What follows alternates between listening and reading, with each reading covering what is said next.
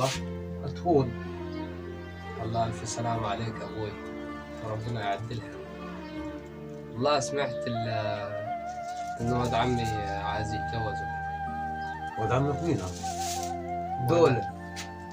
دول احنا ما قلنا عليهم قبل كده.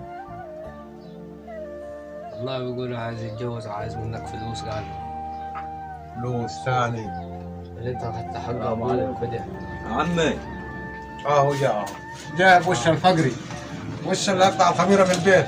ليه كده يا عمي؟ صباح الخير يا يا عمي عمي. ولد عمي، صباح الخير. كيف حالك؟ لا خليه منك يا رضا، خليه منك، مش كده بطيء الولد ده، خليه منك. تعال انت ولدي، خليه منك. يا عمي كنت عايز اكلمك في موضوع بعد اذنك، يعني انت كبيرنا ومن بعد وفاة ابوي انت حنيت علينا وكده. راح على الرجال بتاعك ثاني. قول ليش قول طيب يا عمي؟ قول اللي عندك قول. كنت عايز اتجوز.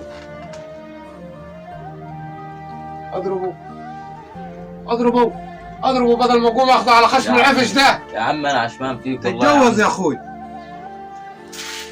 طب ايه اسيبها يعني؟ انا بحب والله واحدة يعني كده بتجربني. انت ليك تاكل وتشرب بس عندي. كنت اسمع لك غنوه وكنت حلو الاول ولاقي نفسك لسه مواضيع الجواز دي. طب هو رضا ما فكرتش اجوزه لما حجوزك يا انت. عمي هنعمل ايه؟ ولا رضا ما عشان فكرتش نصبر يا عمي. اجوزه. طب يعني امشي؟ شوف يا ابوي يا عايز، احنا قعدنا في موضوع كذا مره، وموضوع الورث وما الورثش ده نخر دماغي بيه، نخرها. او قلت له انا ربيتك من انت وصغير، وابوك كان هلاس ابوك وما خلاش ولا نكله خلاها. يعني ماليش كده حق عندك؟ ليك بس بعدين اصبر واتقل. طب كده يا عم انت اللي بديت معايا يا عمي.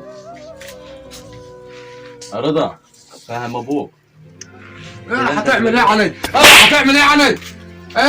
عني؟ اطلع مشيت يا رضا ما تجينيش يا رضا ثاني، أنا واعلى ما بخاطب بخيلك اركبه. ما تجينيش ثاني هنا. ماشي يا عمي، الايام بكره هتوريك يا عمي. ليه عملت طارق انت المعاون؟ هو كبر وعايز يتجوز. شوف لو عايز حاجة، في واحدة بيحبها كويسة بنت الحج شعلان، بيحبها وعايز يتجوزها. يا عمي شوفوا عايز 5 جنيه، عايز نجيب كاراتيه. جايبين للفقر. اطلع ورا اخوك، اطلع. ليه كده يا ابوي؟ اطلع يا عم ابوي. ايه الاخبار يا رضا؟ يا عم ما تديهم حقهم الجماعة دول، خلينا نخلص منه الموضوع ده، ولا ايه؟ والله بفكر يا ولدي ان كل يوم لهم كلام. والواد اللي اسمه طارق ده قليل الادب قوي يا اخي، اخوه الثاني على قد كده محترم. بيقولوا كريم الواد ده محترم، بس بيقولوا طارق عايز يتجوز وكده مش عارف مال. ديهم حقهم يا عم عشان نخلص من الموضوع ده. يا ابو صاحب في حاجات بسيطه كده فاضله معاي هعملها، وبعد كده حديهم حقهم. بس انا سمعت الواد يقولوا ولع في القصب وولع في الحاجات. الحق يا عم طارق، ولع في القصب ولع في الاراضي. اللي انت بتقول نديهم حقهم دول. اللي بتقول نديهم حقهم، ينفع الكلام دوت؟ لما اديهم حق خلينا نخلص من الموضوع ده يا عم. قوم بينا هم ولع في القصب وحتحصل قتلة والله يا ابوي، اديهم حقهم. واد ولع في القصب وحتحصل قتل. الحق اديهم حقهم. خير يعني يقتلون. الموضوع ده مش هيخلص يا رضا. خلاص يا واد عمي، خلاص يا طارق. ابوي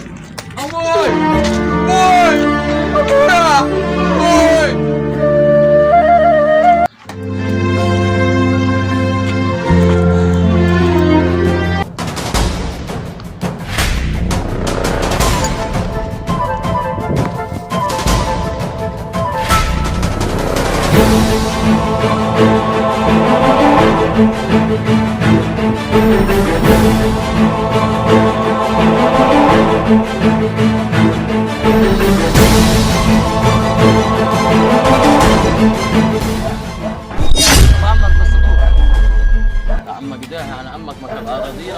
مستوفي حق ابوك. انت هتفضل كده مش هتتغير. يصير الحق يرجع لاصحابه، ولما رجعش حلو يا رضا. الموضوع ده ما تجيش معاي، مالكش دعوه. لا مش رجعنا، مش هسيبك. سيبني عشان تقعد قبال اخواتك، تقعد قبال اخواتك وتصرف عليهم. اخواتي معاهم واحد بس، معاهم ربي. تمام. انت معاي هتبقى في ظهري، ما فيش شفقه لا عمك ولا ولد عمك. رن على فهم وحقي مش حسيب مسح ابدا لا يلمني لا يلمك.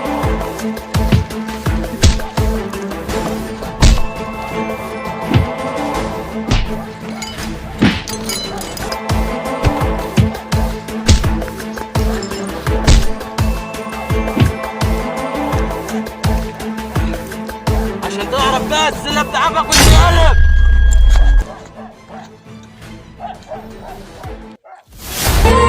رضا